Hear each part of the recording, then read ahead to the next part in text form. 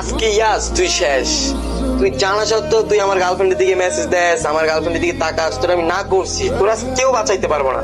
আইতেছি আমি। কিরে, ইয়াসের কি বিপদ নাকি? মনে তো হয় বিপদই, ওরে আমার বাঁচাইতে হইব। কিন্তু না, ওর সাথে তো আমার কিরে আপন, তোর না আমি কইছিলাম ওই মেয়েটার আমার পছন্দ হইছে, তুই মেয়েটার কোনো মেসেজ ন কিচ্ছু দিবি না। আরে দোস্ত, আমি তো তোর ব্যাপারে কথা বললে কি ওরে মেসেজ দিছিলাম। তুই আমার ওই মাইয়ারে মেসেজ দিছিস আর এটা আমি বিশ্বাস করবো? তোর তো আমার বিশ্বাস হয় না। তুই এই কাজটা কেমনে করলি?